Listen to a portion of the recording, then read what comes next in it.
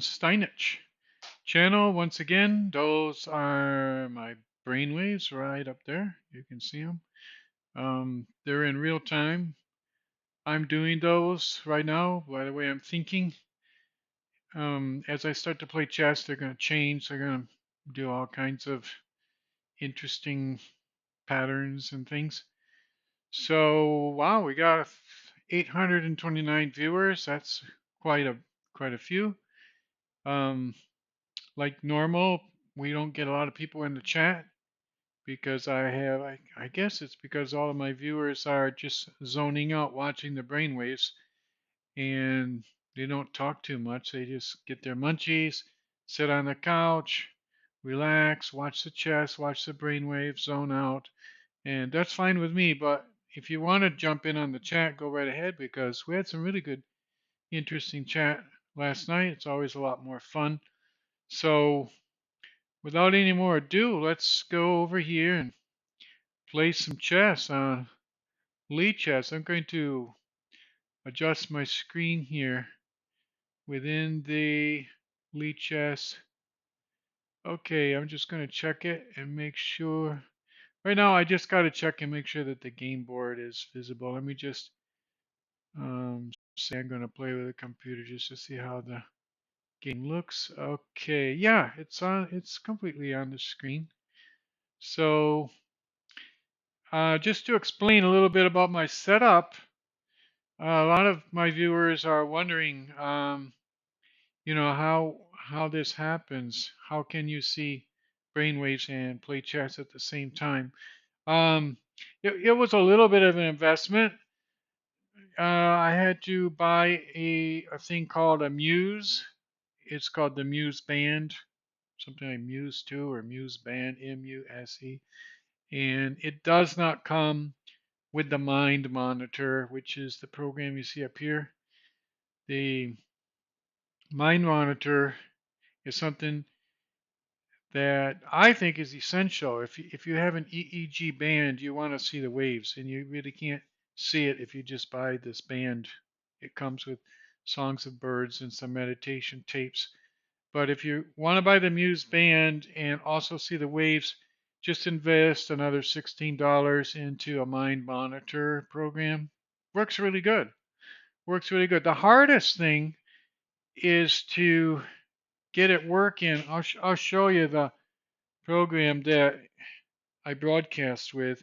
The hardest thing was this program called, you see it right there, it's called HTTP over internet, something like that. And anyway, it's something you get on Google Play. And once you get it set up and it has these addresses, and then you put those into your Twitch, in your Twitch studio. You tell your Twitch studio where you want to look at, and somehow it all just goes from your cell phone up onto internet. And then I got to go to the Play Store. Let me see. Wait a second. I don't want to do all of that. I just want to go here and there. There. Now I got it back again. So I'm going to stick my monitor up there. Watch those brainwaves. And now that we've explained what we're doing here, let's play some chess. So shall we? I think it is going to be a lot of fun. So whether we win or lose, we do always get some really good brain waves. So I'm just going to click here and start playing some chess on Chess. And I guess I got everything going. Yeah, I see my volume is working and everything. I got to get over here to Chess before I get timed out. Okay, so we're doing okay. We're gonna do this is called a Carol Can, and I'm just gonna start moving here and see what kind of reactions I get out of my opponent. And depending on what my opponent does, I need to react, accordingly, because otherwise, if you don't react correct, you lose really fast. Um, He's got his two knights over there. I'm just going to keep him over there. I could get in trouble here. But I think if he moves his knight out of there, I'll just move my knight back. In fact, I'm already going to plan to move my knight back, maybe win a little bit of time on the clock. I underwent a little bit of stress right there. You probably saw it on the brain waves. It was a completely different way that I normally play this opening. But it's okay. We're doing okay right now. We're doing fine. I think he's going to castle queenside, but I can do the same thing. Um,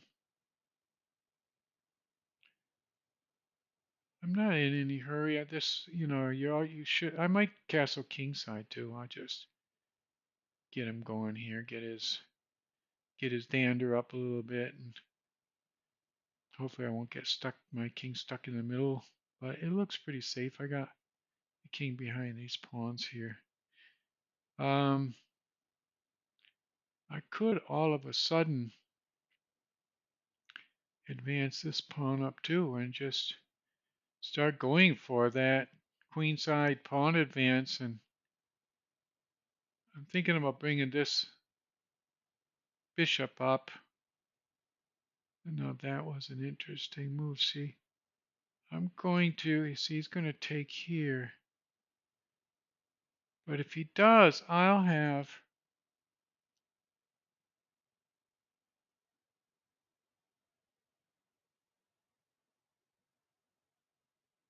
I don't know what to do here. I think keeping the pawns intact over here was probably a little bit better than opening the file against the king. I kind of think that. I'm going to already attack his queen and maybe get him a little bit discombobulated. Um, if it doesn't work, I'll always say it should have worked. And if it does work, it'll be genius. A pure master stroke of genius if I can pull this off. And if I don't pull it off, like I say, it'll just be, stroke of bad luck, I guess. I say I want to advance this pawn up, but I can't really do that until I move this pawn up because he'll just lock the pawn, see? You really want to force pawn exchanges, you got to block the one pawn that can advance.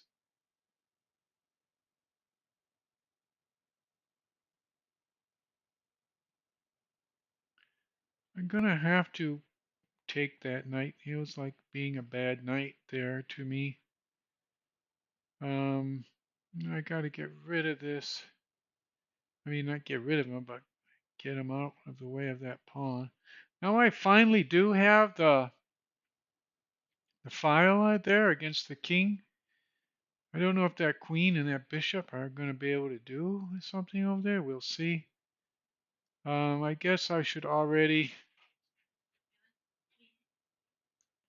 Ah, wait a second. I'll be right back. What? What, Marcella? I'm doing a broadcast.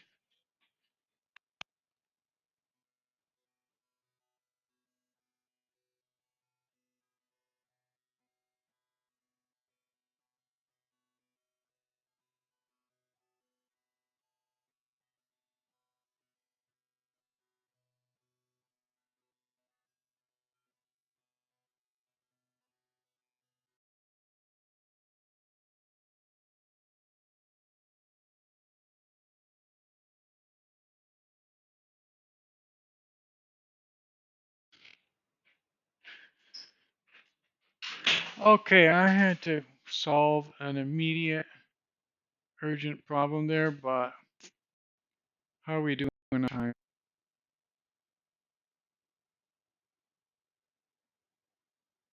Uh, okay, so it's my move. I was gonna say probably go for broke now because I gotta do this fast. I'm a whole minute behind. And we'll see what happens here. I think I might have a chance here. Like I say, I gotta block off that pawn so I can't just advance and lock the pawns in. And this, if he takes this pawn, it's no problem. My king looks like he's pretty safe there. Okay, he thinks he's gonna stop the advance, but he can't really. I'm gonna have a pretty strong advance up here. He needs to take, pretty sure, just take with the queen because I don't have a lot of time here. And I don't, there's different things he could do. If I let him keep that pawn for even one move, he can protect it or something. I got to come back here, putting constant pressure. Probably should have kept my queen alive, and I didn't, but it might work out anyway.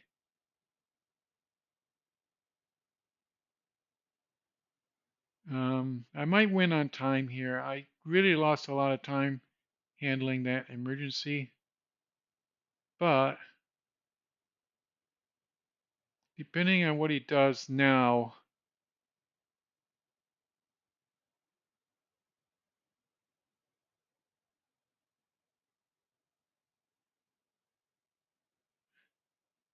this is just going to help me to maybe open up his king side a lot.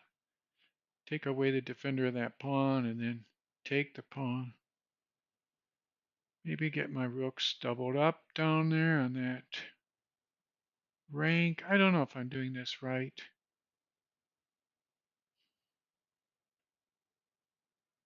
We shall see.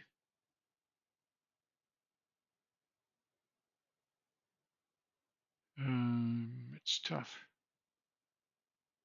I really don't know. 49 seconds against 1 minute and 22. So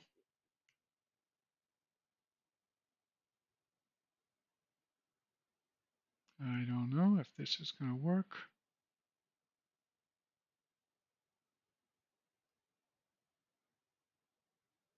I got to get my, I'm going to lose on time. Otherwise, I'd kind of like have not exactly a one game here, but I would be in really good position if I.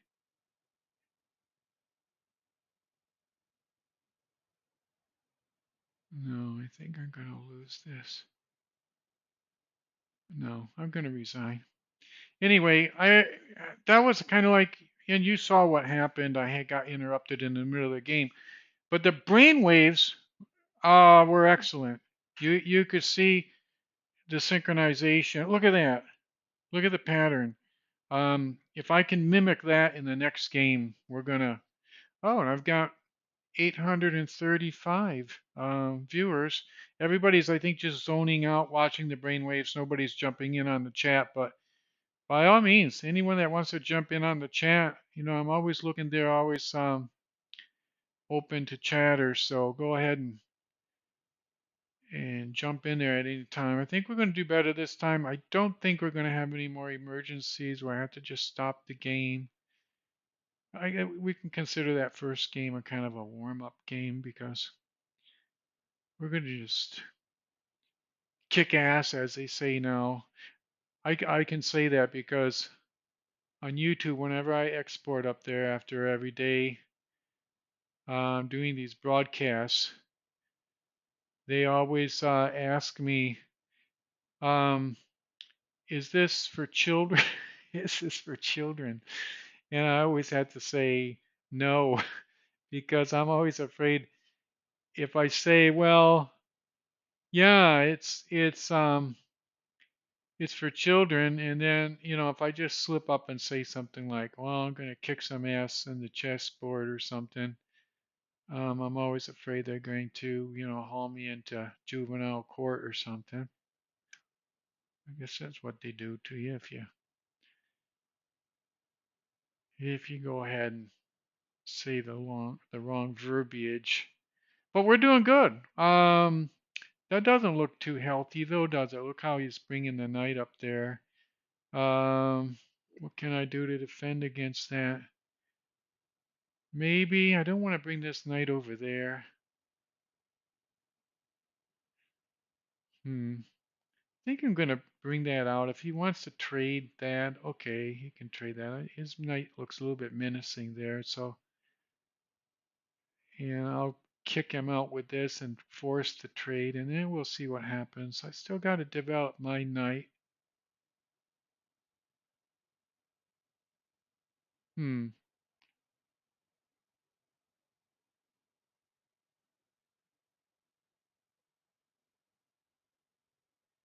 See, the queen was gonna come down and take this pawn, so figured that would be safer. Now I can finally get this knight up out of here. My bishop is still protected. The queen is protecting really good in through here. Oh, and he brought the knight back out. I don't know. I can get a pawn weakness over there, or if he misses it, I get the checkmate. So that was better than the first game. That was all right.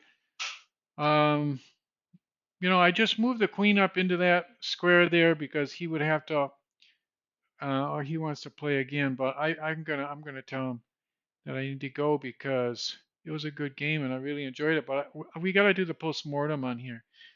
So let's do the post-mortem just to see how we did on this King's Gambit. Um, because I try to make my channel educational. So you're here, you're zoning out. It's a lot of fun watching the brainwaves. I know because I do it myself. Oh, wait a second. Where are the brainwaves? Hold on a second. Brainwaves have disappeared. I'll get them back on. This will only take one quick moment. I know how to do this. Okay. That's just a minor technical glitch, but they're going to be right back up really fast. They just have to go through the internet and they'll be, I think so. Wait, I got to edit the scene now. Wow. Well, my assistant producer, Paul's not here.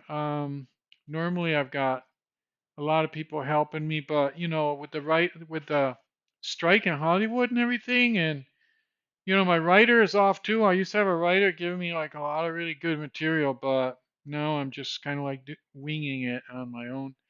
And plus, I got to handle all of this technical stuff on my own too. So let me see. I'm gonna get back to the brain. Okay, now they're up there. Yeah, well, that didn't take long at all. So now we got the brain waves again. You can zone out. I'm stepping them up. You can see I'm like raising the level of the waves to try to get ready for this next game. Okay, I'm going to save the thing in the. Okay, it's saved now. 1,184. Okay, we're getting more viewers all the time. Nobody's jumping in on the chat still because it's the way my viewers are. They just are constantly zoning out watching the brainwaves. But if that's what that's what you enjoy doing, so go for it. Um, okay, I'm going to start from the beginning. This is a King's Pawn opening, and see, they're going to try to escape from the King's Gambit by doing this, but I'm not going to let them escape. I'm going to just keep going King's Gambit all the way. The two pawns. So I'm going to convert this into a King's Gambit. And if they don't let me convert, I have something even more wicked up my sleeve. Um, this is interesting. This looks maybe a little bit premature. They're telling to advance the pawn up right away. I didn't do that. I came up here expecting him to come over here challenging the bishop, and then I would bring the queen up into here, and if he takes, I retake. Usually works pretty good. And okay, so now I did what I wanted to do before, and now they say it's a mistake. And like I was going to do last time, I brought my queen up. Um, we're at minus zero point 0.5, which is okay. The King's Gambit is a little bit edgy, and you will end up with a negative this means black's ahead by half a pawn, 0.5. Um, I'm going to turn this on so the computer will show the next possible move. And I don't know if that confuses you or not, but hopefully it doesn't confuse you too much. It confuses me a little bit to see that, but they keep saying to take that bishop. But when you have that on, at least you can see what you're supposed to do and maybe you'll learn a little bit more. Now, I was thinking about taking the rook over, and they're saying that would be good to bring the rook over. I did a completely different thing. I brought my bishop up, but I only dropped 1/10 of a pawn by doing so. And that was not a good move for him. You can see we're at 0-0 now. Now I went back down to 0.8. It's an edgy game, I know, but okay, that time I finally did the correct move according to. Now I'm ahead. Look at that, 1.4. Should not have retreated the knight. Now they got the question mark here because suddenly I'm down like 2/10 of a pawn, and he should move his pawn up because to block this diagonal. I think it's about the only thing he could do because he can't advance this pawn. I'll just take him, as they say, en passant. Um, but he could do this. But if he did that, I would probably just immediately move the queen back and then advance some pawns up and hopefully win from this looser pawn structure over there on that side. It's not so much looser, but it's more attackable because when he advances one up, I can engage him really fast with my pawns and start trading, getting open files and getting an attack on the king. And there, see, he made the completely wrong move because it's checkmate. So it was kind of like a sucker mate, but with some planning too. I was thinking about loosening up his pawn structure, and instead of doing that, I got the mate. It's always kind of cool um, if you have two options. This is just one thing to keep in mind in terms of strategy. If you have two options and they look kind of almost the same, but one of them gives you the possibility of mate in one, and you might not be paying attention, might not see it. It's probably better um, go for the one that shows mate in one because, especially with these games, a 5-minute game like this is not like a classical game among the really high level players that they're just going to not blunder. And in this case, he blundered, so that was all right. So was that fun or what? Wow, I really enjoyed that. Look at the brainwaves. They completely synchronized. Um, they were like really tight. You saw them in that pattern, and then they were like raising up. And then my delta. Look at the peak there. The delta like went way up. Whenever that happens, it's good news. It's boding well. I think things are going to happen in the next game. So let's do another one. That was fun. I'm going to go up here as you guys just zone out. Nobody jumped in on the chat still, but hopefully they'll jump in really soon. The chat's open. Anyone watching, I guess, can just jump in on the chat. 918. Now, I guess I lost a few for some reason. I think it's because I had to leave the game to solve that emergency. In the King's Gambit, you always take that pawn there when they advance that queen pawn up, and then you got to take there, otherwise you get in trouble. Sometimes they advance this pawn up, and if they do, you just take the pawn with the bishop. That's no biggie. I've played this position quite a few times, and it generally works out really good to my advantage. Hopefully it will this time too. We'll see. Okay, now I gotta be kind of careful. Um, kind of thinking keeping that bishop in close will be better. Okay, I just went for it because I can't screw around here.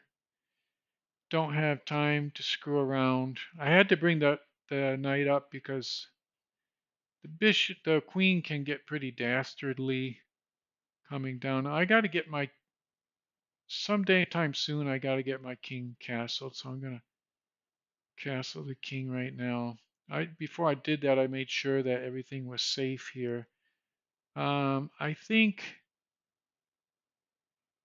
think it looks better like this. I don't want to trade off queens.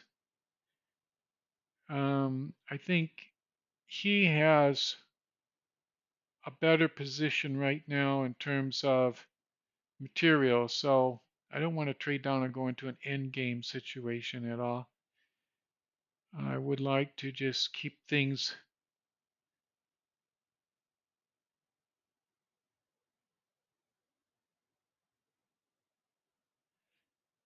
I'm going to already go into attack mode. The bishop was back here kind of like as a target for the rook. And now the bishop is coming down here into attack mode.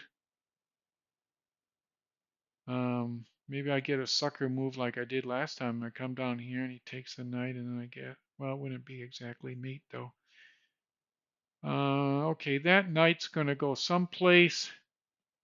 And like I said, if I move my queen, my knight is highly attackable. So looks like I have a pretty good thing here. He can't really advance his knight without me taking it. I can't really see what to do, but I'm not going to waste a lot of time here. I'm just going to come out here and wow, this is interesting. I think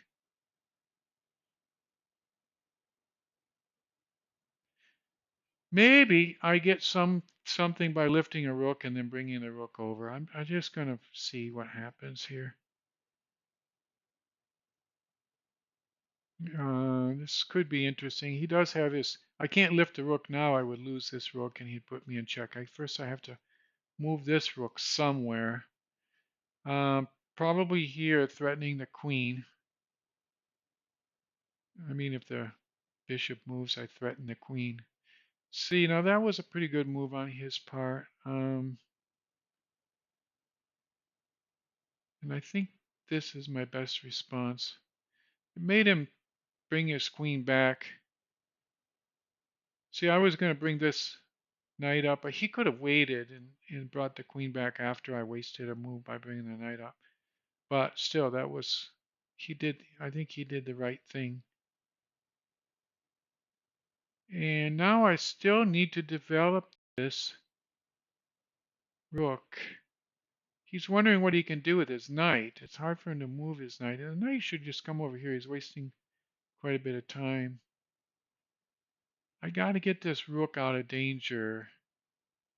Oh, I see something interesting. I can bring the rook over here.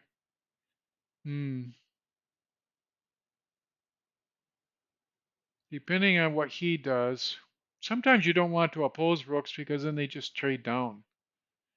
Um, but this time I might want to trade. Oh, okay. So, but he's going to bring that up into there. I think I'll be better attacking the knight. Um, I got a good attack right now on the knight. I have to move my knight. Oh, that was interesting. He's gonna kind of like screw up his pawn structure there.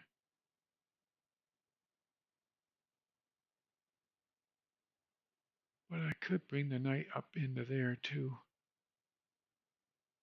That's even better. I win a rook. Put him in check, and I take that rook. Uh, that was interesting. Wow, look at the brainwaves, synchronized and high, high, high, high. Okay, now they're back down to normal. I guess I do like to win. Sometimes it's strange because I actually get enjoyment by losing too because I know I make the other person's day, so to speak. Like I know they get really happy. when I lose. So that's kind of nice. You spread a little cheer around the world by losing.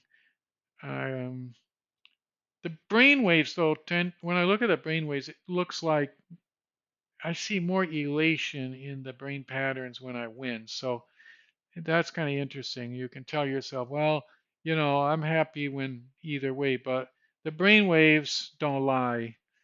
The brain waves tell you a lot about yourself. So that was a check.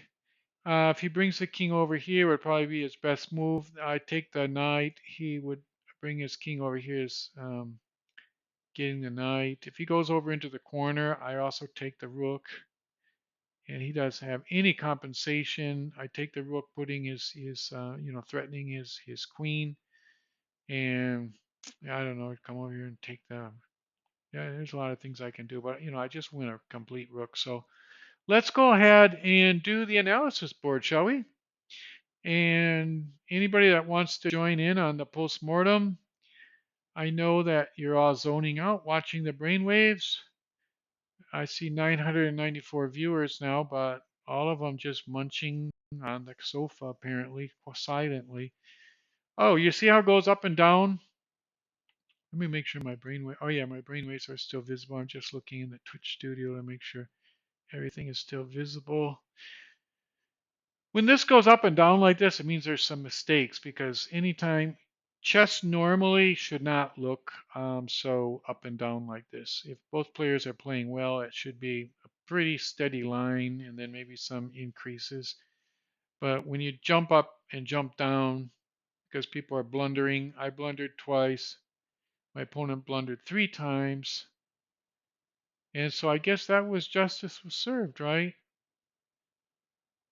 Except I had 2 mistakes and he had 0 mistakes. If 2 mistakes equals 1 blunder, so that would be 3 against 3. But anyway, I guess I got lucky somehow. And maybe because he resigned. No, I was gonna. I was like I won the rook. So let's take a look at this opening and just breeze through this really quick. And then we'll play another game. Um, don't want to berate. How do you say it? Oh, that's what I wanted to teach you guys. I know a lot of people know this, but when you're playing a King's Gambit, I'm going to go back to the beginning. Okay, so that's my first move, his first move. That's the King's Gambit.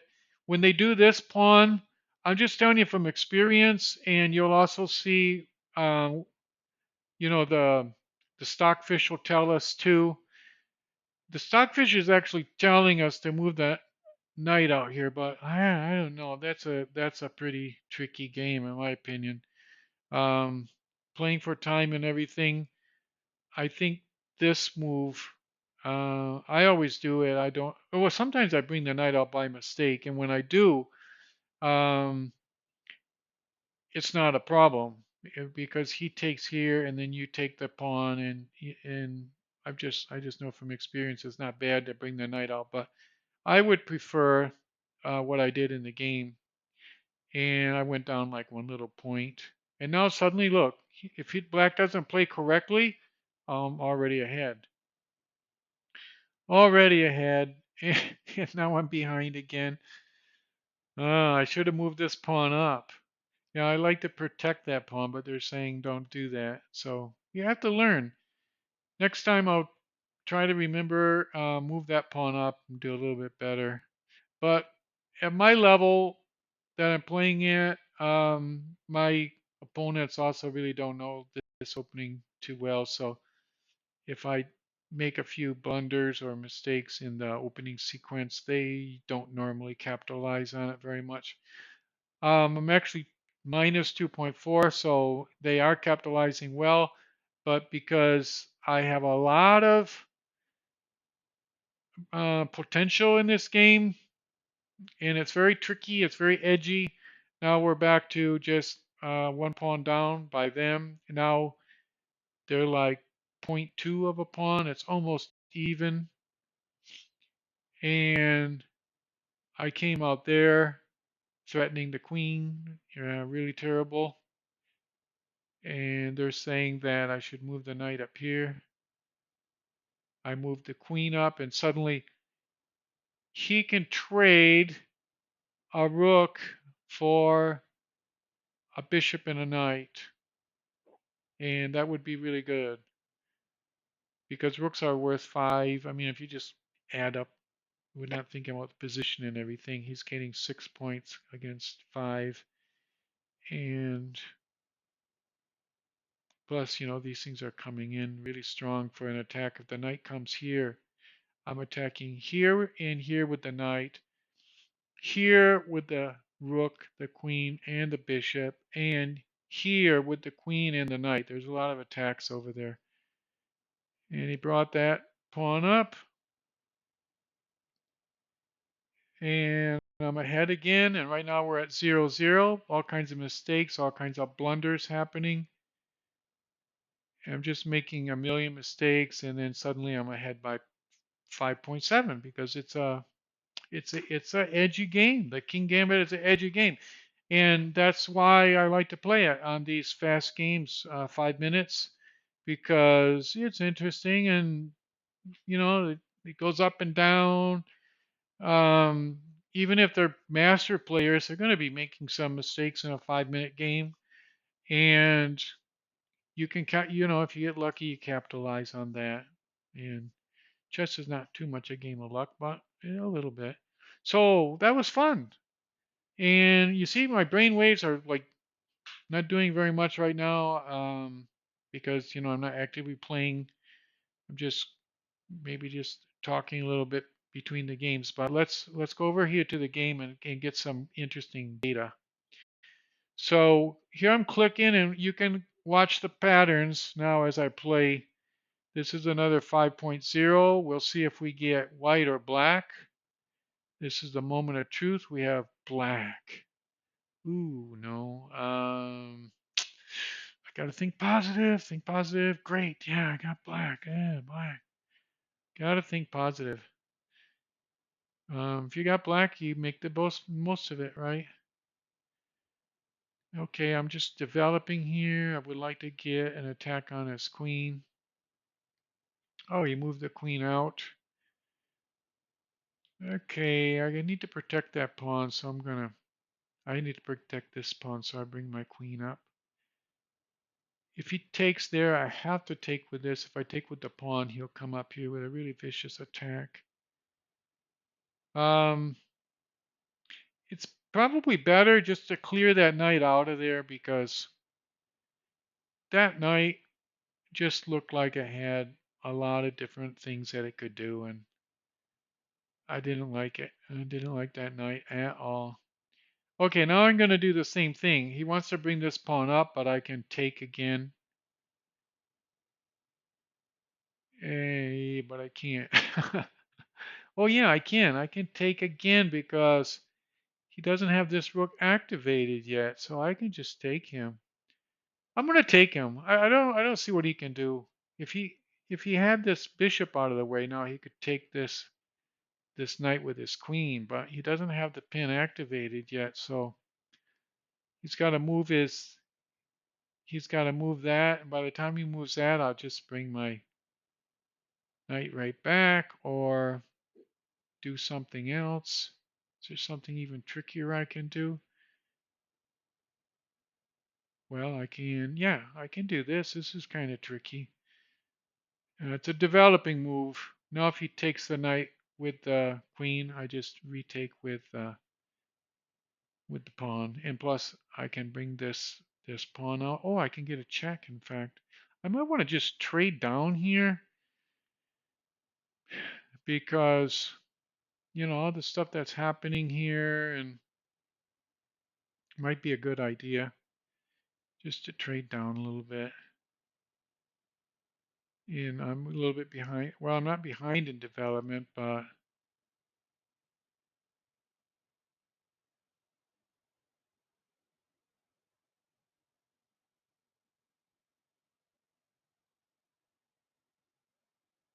I'm going to put him in check and he'll have to respond to that.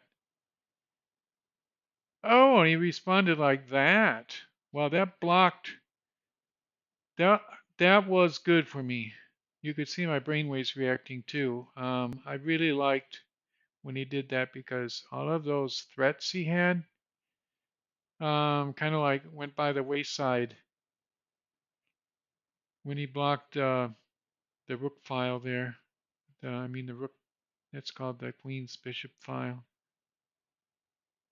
the c file. So we're doing okay. Okay, we're going to activate this rook because this rook over here might still be needed to protect these pawns. It's always, before you centralize a rook, always make a decision like which one is going to be best. So the bishop here controls this knight pretty good. It's hard for that knight to advance. I got to get my knight into a better position. He's like can't advance anywhere here. If I bring him up here, he can come up here attacking the queen, or he can come up here attacking the bishop, or he can come up here attacking both. As far as I see, I am going to win a bishop here because he moves his queen out of danger and attacking his bishop with both of those things. If he brings a rook over, it's no problem because I got two rooks on the back rank plus the queen protecting this rook. So I'm just going to like play the clock here a little bit. Okay, I'm just going to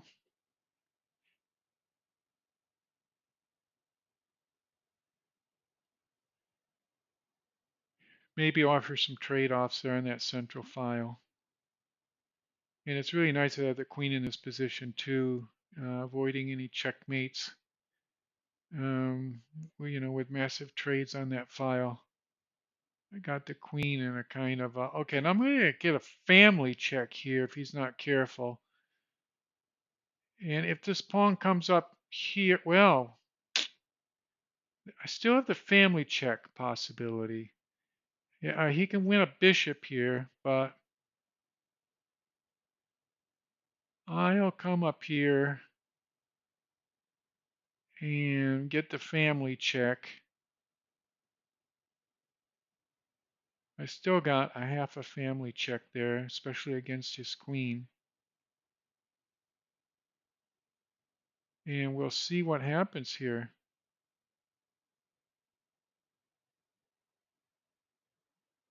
He takes my bishop, I take his rook. I'm going to take his rook. If he takes my bishop now, I'm also going to take his knight. And now I'm going to put him in check, take his queen. Looks like I got a rook and 2 minutes on the clock. And my opponent resigned. Wow, look at those brainwaves. Yes. Synchronized and high. Brainwaves don't lie. I do love winning games. Brainwaves tell me that. So that was a pretty interesting. What was that? A Carol Can? I always play the Carol Can. If they don't let me, I play something similar. Let's see what it was. I don't even remember what opening that was, but let's do the computer analysis, which is free on Lichess. Let's see if we had a good game. Okay, so actually I played a pretty good game that time. If you look at that, he had some advantages here in the center in the beginning, and you see I did make one mistake right here. Where is the mistake? Way over there. So in the beginning, I had some inaccuracies that allowed him to start getting an advantage, and then he lost that, and then I did very, very well. So this looks a little bit like a continental situation where you have this is the continent, that's the ocean, you got these mountains, and when you're playing black and you see like a really deep ocean there with a few hilltops, underwater hilltops, this means you're doing great. So let's go ahead and click from the beginning. That was fun. I'm going to start right at the beginning and I'll turn on this so you can see the next move. And okay, so that's why I didn't play the Carol Can because he didn't let me when they play that pawn. Um, I normally do that because that's the closest thing to a Carol Can. And now it looks kind of like a Carol Can. I got this pawn, I got that pawn. The king pawn is not there, but okay, it's kind of like a Carol Can. And okay, so he's getting some advantages here. He's already up to 1.7. According to Lichess, Stockfish, I should, and they often do this, and I always bring my queen here, but I have to learn. If I bring my queen here, he suddenly gets a big advantage. Next time I'm going to bring my queen here. They trade the queens. I open up the rook file, and I got more centralized pawns, and I get rid of this menacing queen. Yeah, I'm going to do that next time. I have to remember. But this time I didn't do it. I brought the queen there. And now I'm all the way down to 2.2.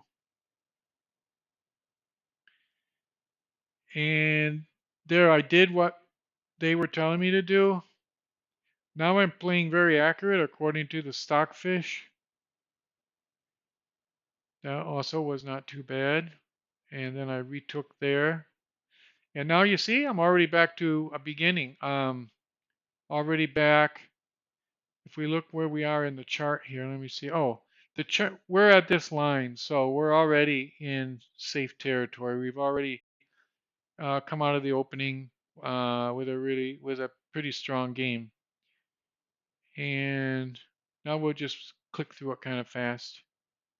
And I'm playing very accurate here, and just clicking through. You see, I'm still minus 2.9. And again, my brain waves look kind of dead. It's because I'm not really actively playing or anything right now. But there they jumped up because I relived that moment. It was a fun moment. Um, and to realize that I had won a piece in the game. And then I just they were telling me to come. I didn't see that. Oh, wait a second. I missed that. Very often I bring the knight in there for the check. Oh, now I see because I have this rook here.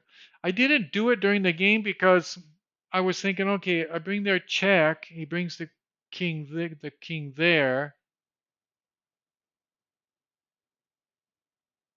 Well, I was thinking, well, if I come here, he'll just take me. If he brings the king here, I'm just going to show you this. This is a smothered mate. If he brings the king here,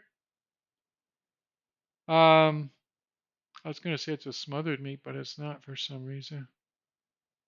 Why isn't it? Check. Oh, it's not a smothered mate because the queen is here protecting the knight. So, yeah, it's not a smothered mate. So, just to show you what I should have done, I should have moved here because if he takes here, then you see I have this check and then that check, and now I get the rook, and so I got like more pieces. I was a minor piece, like a knight ahead, a bishop ahead, and now I'm a rook ahead because of those exchanges. I didn't see that. It's because I didn't move the knight in there because I was thinking, well, he's got two pieces to take it, and I'm only defending with one. But then, if you look a little bit further, you see that this rook um, suddenly takes out another defender, and like if I make the one move, if I make the one move, you can see how it is. Okay, so that's check. He doesn't want to bring the king over here because then I just come here, check, and it's check here again, and then he just lost a rook for nothing. So he's going to take here. It's his best move, and then I put him in check, and then he takes, and I take this. rook. Um, if I move in here and if he takes with the queen, see now the same thing happens. This is kind of interesting. I come down here. Suppose he takes the queen, then I just put him in check, and then he comes back here with his queen, and still, I'm up a piece. So that was an interesting game. I really enjoyed that a lot. How many players? Okay, viewers 828. It's amazing. So many viewers, and I must be doing a real public service because everybody's just zoning out on brainwaves and nobody's chatting. But okay, if that's what you want, go ahead, go for it because do a public service. It's the only place you can find on internet where a person can just sit, zone out watching brainwaves. It's the only place. So for those of you that love to do that, you're in the right place at the right time because it's happening right now. So I'm going to play the Carol Can. And we got a fresh game on the board. I'm going to come out here, and he takes there. I'm going to see. I don't want to take it with my queen because then the knight comes out, and I have to like get my queen chased around somehow, and that's not too cool. And again, I'm going to take there with the queen, and now I can retake with the knight. I think I will. I don't see any dangers. Famous last words, huh? But no, I don't see any dangers. And now I'm just gonna bring him back. The knight, I just know from experience that knights are really good sitting right there.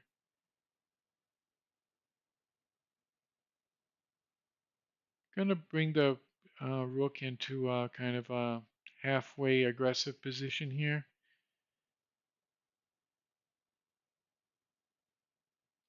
If he tries to pin the knight, it doesn't work because the knight will just move out of there. I could get some wholesale exchanges here, but I don't know if I want to do that. But maybe it's best. I just get some wholesale exchanges and kind of hope for the best. Attacking this pawn. I'll bring my rook over and then I will. No, I don't have to bring my rook over. I already bring a knight out with two knights on that pawn. And now, should I try it? No, I have to protect this knight first. I got to get a rook onto this centralized file.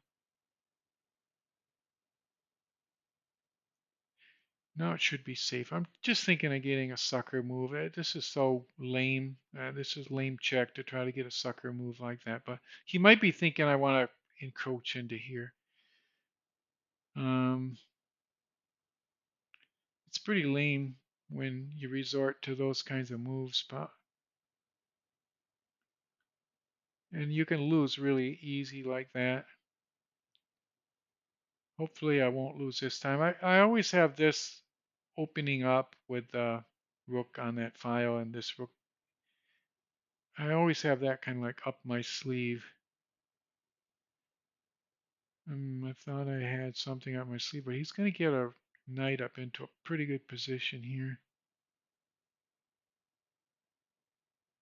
What can I do? Nothing? Should be able to figure something out, but no. Can't figure anything out. I'm kind of like down on the clock too.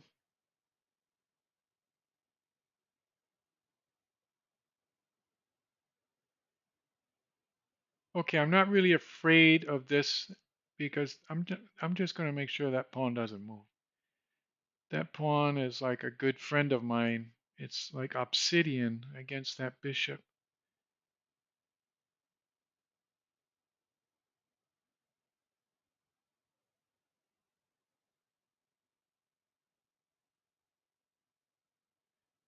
I don't want to bring this rook up because then I expose myself to some pretty bad checks. Not checks, but attacks. Okay, I gotta move fast. Okay, I was thinking about doing this anyway. Should I do it now? No.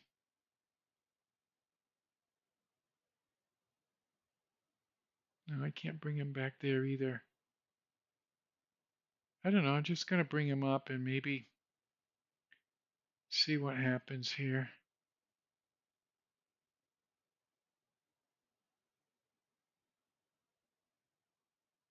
Does that win a uh, exchange for me? Maybe 2 minutes. 2 minutes and 32.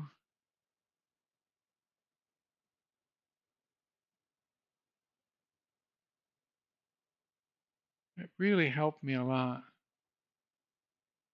Whatever I did there.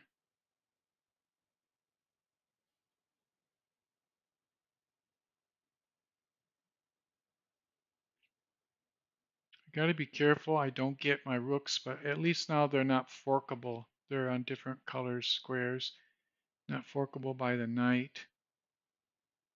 I just did that to save some time and see what happens here. Okay, now I got to do something smart. Here maybe? Threatening that pawn over there, but then, oh yeah, and then he can come back to here.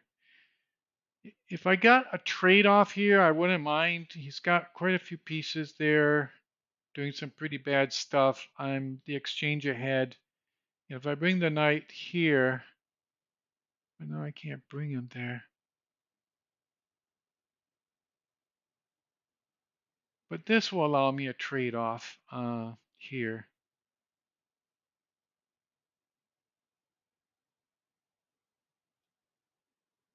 As far as I know, this looks safe. Okay, is that knight a danger to me? I gotta figure something out.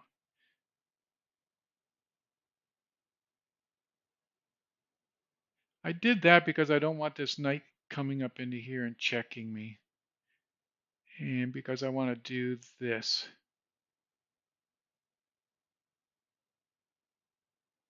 I think I'll get some more counterplay in this way.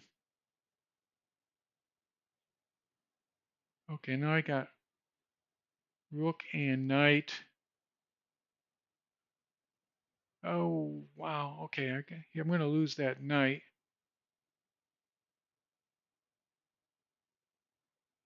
But when he takes the knight, I'm going to win his bishop. Watch how this works. He might figure something else out too. I could lose on time here too. I shouldn't get too cocky because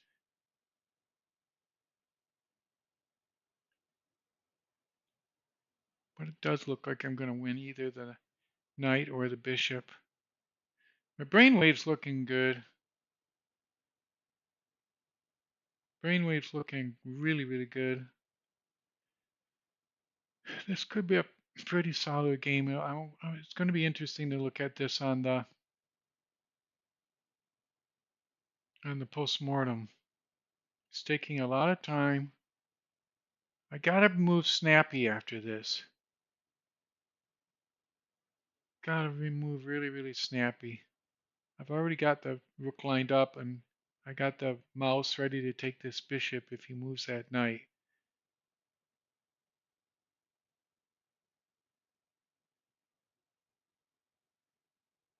You see, he figured I might take the knight and then he would win. But no, it wasn't going to happen that time for him.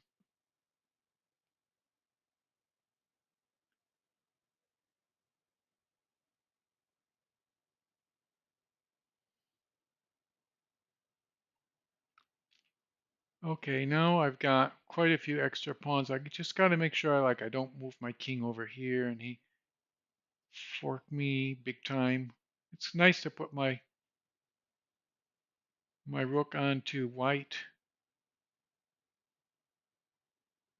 Maybe win another pawn. It's not like I'm going to win another pawn. He'll take that pawn over there, but at least I'll have all of my pawns on one side, and they should be highly movable forward.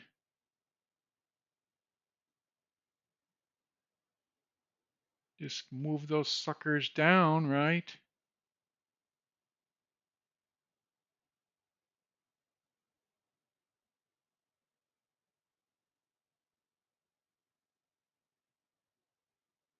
26 seconds to 40 seconds.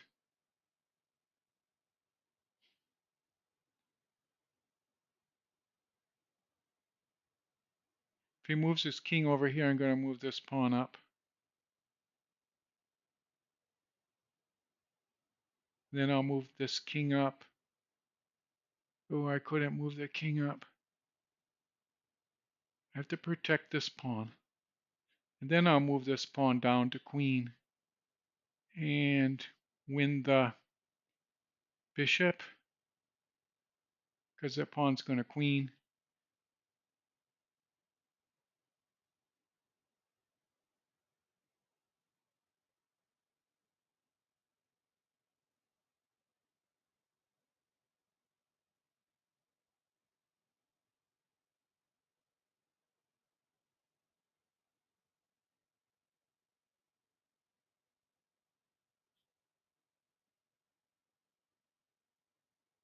There. Wow. Did you see how my brain waves? Did you see the pattern? How they spread way out there at the end? Because that was a moment of stress. I wasn't losing in any way, shape, or form. There was no way for me to make a mistake or anything, but I'm concentrating on the game. And I'm not really sure how the clock is moving because I just try to move as quickly as possible without wasting a lot of time looking at the clock. Because if you're moving as quickly as possible, why look at the clock? You just move as quickly as possible. So I'm thinking, wow, what is that clock like? Like, I'm taking 2/10, 3/10, sometimes as much as 4/10 of a second each time. The clock is going down. I don't remember exactly what it was. Um, and I'm thinking I gotta finish this sequence, before my clock runs out. And then when I look back, oh, suddenly I get like a really nice surprise at the end that I had 7 seconds left compared to two. So we'll do the postmortem, and then that's going to be it for tonight because I know you're loving it. I don't know what happened to my brainwaves. Oh, okay, now they're up there again. Um, I know you're loving it. I hate I really hate to have to say goodbye all the time because people just love zoning out to these. But okay, we'll be back another time. So even though we're saying goodbye now, doesn't mean it's not going to happen again really soon. So let's go ahead and do the analysis and just see if we had like a really good game or not. And it's always interesting to see. Um, every once in a while, you get pleasantly surprised that you actually didn't make any mistakes or blunders or anything. And in this case, no blunders. Two mistakes early on. If I put the mouse there, you can see I had these little peaks, but no biggies. Look, the highest I was behind on my mistake was, or even anything was, well, here was the highest, but for some reason that was because of an inaccuracy. The biggest mistakes I had were here and here, just 1.6 each time, which is a little bit edgy, but like I say, edgy can be good on quick games because you make things edgy. The person doesn't feel their way very good, and in this case, wow, look at that. Dong. Really dropped off.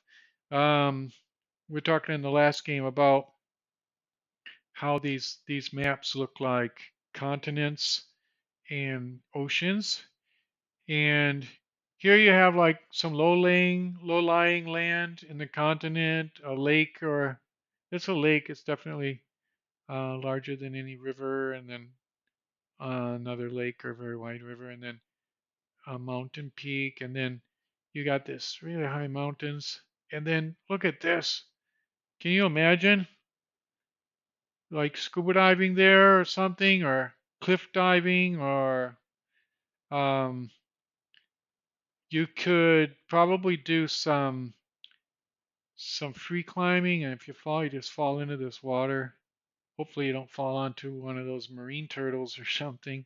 That would be about the worst danger. Oh, of course, if you go up really high, you're going to die anyway when you hit the water because, um, it gets water gets really hard. When you're going fast, they say it's the same as hitting cement. They say it's like hitting a cement because at a certain you're going so fast that your impact um, is completely felt before the water has a chance to get out of the way. Now, if you're going kind of slow, the water has time to get out of the way, and you come down no problem, a nice liquid fluid fall. But if you're coming down really fast and you hit, and the water doesn't have time to get out of the way, you just keep hitting it, and it's trying to get out of the way, but it can't, and you can see where that leads. It's like instant death. So I don't know why we're even talking about that, but let's go over here and go up here. There we go. This is the Carol can. And look at this. I made two mistakes, but at least I knew this move. And I did that move correctly. And I knew this move. Okay, so learning as I go. Okay, now the best move here is the knight. And I didn't do that. I came there. I didn't lose very much, so still 0.03. And now I'm down to 0.05. But that's my best move. But I'm at 0.05. Okay, I did again the correct move. I'm still at 0.05. Now I'm at 0.0. Oh, they say that was a bad move. Okay, and I castled according to the stockfish plan. I did these wholesale exchanges. I still don't see where I really screwed up, man. I mean, I was down by 2.6 at one point, right? Oh, there I was, down to 1.6. I guess I should not have come back. According to this, I should have, when he attacked that knight out there, I should have protected that knight with the rook by doing this, and I would have had a much better game. And if he, whatever he does, I just move the knight out, and you know, we're safe here on this file with the two rooks against that rook. So yeah, I didn't think about that. I was thinking, oh, the knight's gonna get. I was thinking this knight's gonna be a sitting duck out there. I better get him out of there, but I got him out of there and then went really down low. And look, he got a nicely posted knight up here, but he's only like zero point 0.1. He didn't capitalize at all. And then I made another mistake. I'm down to 1.6. And that was my last mistake. After that, I just made some inaccuracies. Oh, look at that. I thought that was a great move, but they're saying that I actually, that was an inaccuracy, and that's the lowest I was in the game. He's 2.3 moves ahead. It's saying that he should do this, and then I do this. I was thinking I won something. I guess he's going to trap my knight. I can't get my knight out of there probably.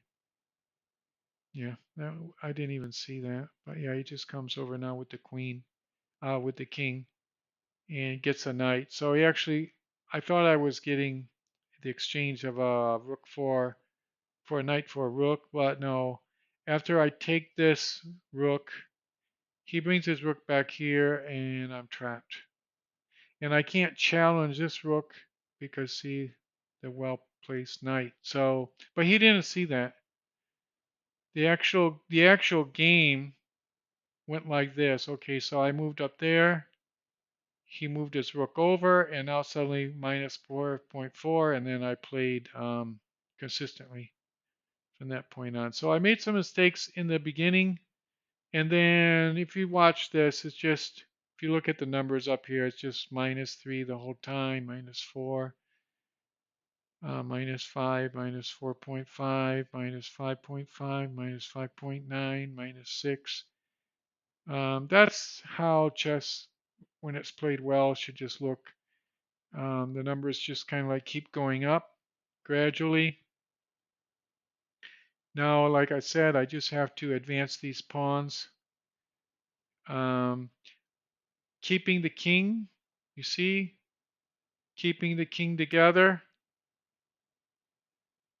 with these pawns. One of the biggest mistakes people make is they just advance the pawns up with the rook and leave the king back.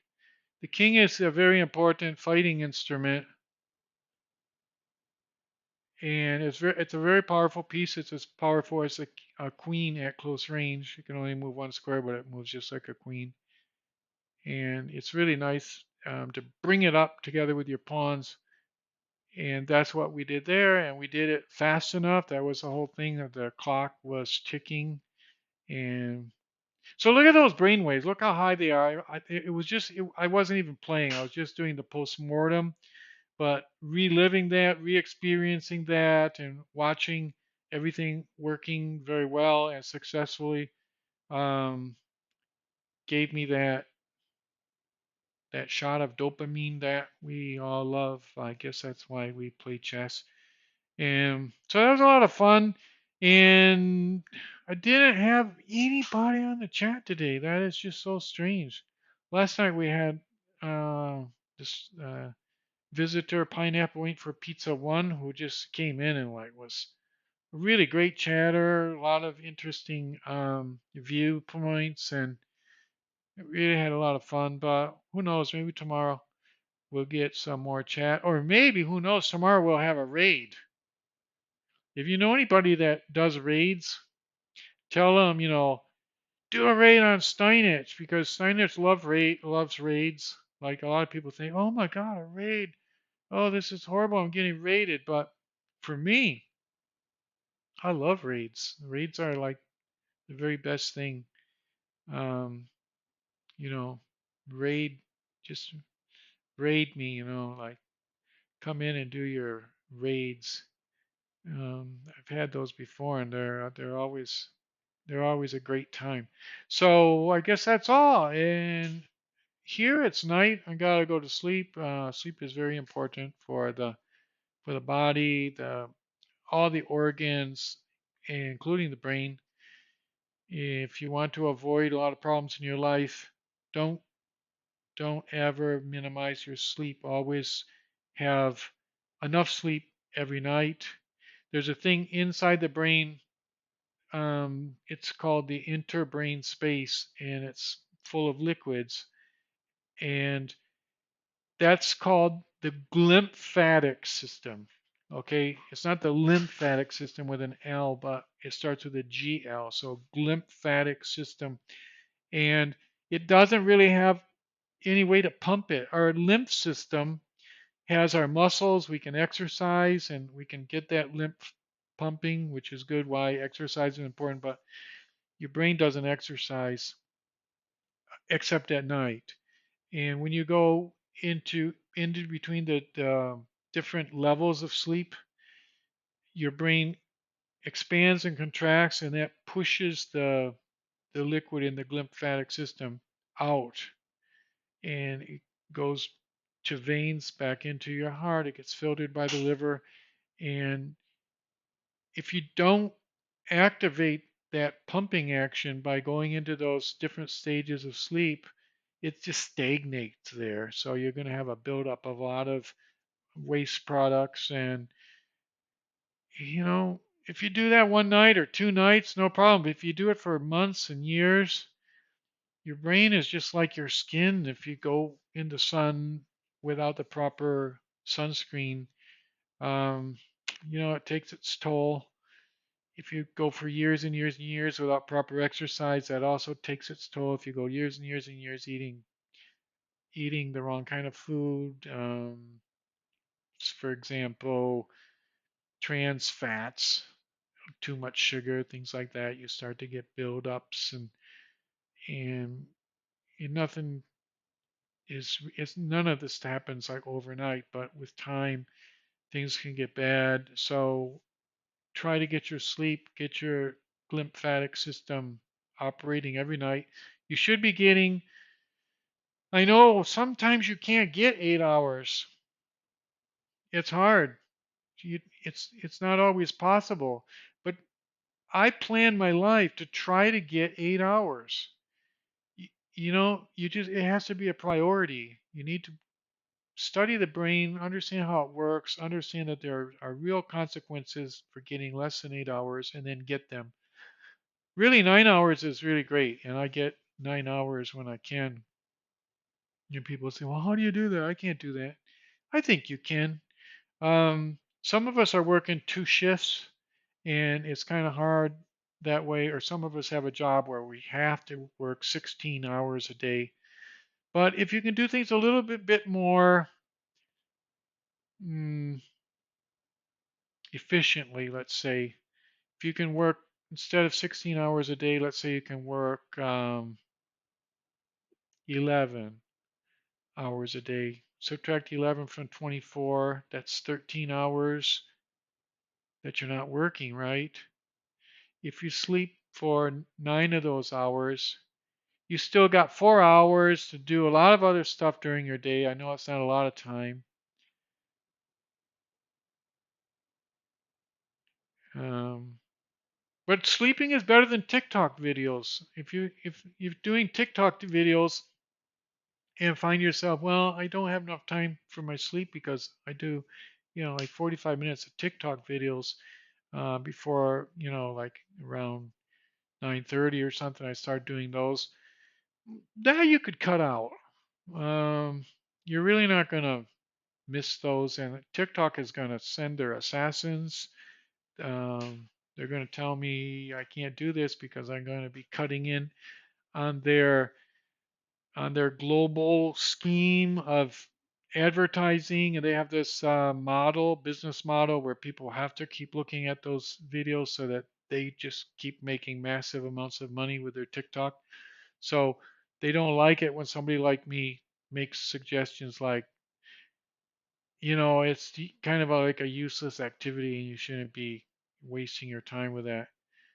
Um, don't waste your time with that. Come here, waste your time looking at the brainwaves. It's much more edifying. A lot of my listeners have written to me. They leave their comments and they say things like, the brain waves, and looking at the brain waves. Sometimes they're in like a long state of depression. They've been depressed for maybe 9 years, and they didn't even know they were depressed. They were depressed for so long. Um, and then, you know, when they start learning about things like brain waves, oh, wait a second. Brainwaves are not there. What? Let me get them back on. This is very important. I know I'm just signing off now anyway, and I shouldn't worry too much if they're not there, but I like to try to get them on really fast. You know what happened? My speech recognition just came on, and my speech recognition, as I was talking, just started making all kinds of changes in my computer. Oh man, it turned this off, and then it minimized the screen, and now I got to get the brainwaves here. Okay, I got to edit the screen. Okay, this will only take a second. I think you're gonna like this. Okay, now let's watch what they look like when they get back on. If they get back on, I think they're gonna come back on. Why is my No, it's not gonna work. Wait a second. 192.168.1150. This is so weird. I'm gonna turn my speech recognition like completely off. Just exit that thing. I don't know what you're seeing here, but I guess the brain waves are gone for tonight. I mean, they were good. They were good while we had them. Um, takes a while to get these things up and working every once in a while. It's like I can't always just make them appear like I would like. Brainwaves are finicky things. At least in this day and age, we'll probably um, humans will probably reach a point in their technological biological evolution where brainwaves are just you'll probably have a chip implanted in your brain and you'll just be able to see your brain waves inside your brain at all times in real time. But for right now, this is still very primitive. This is the only place on the internet that a person can see brain waves, and I can't see them. So it's a good time to say goodbye. And tomorrow, I'll make sure that I got the brain waves working in a better way without these glitches. I gotta remember turn off the speech recognition because everything was working fine. It worked for the entire time. We were broadcasting for what, more than an hour?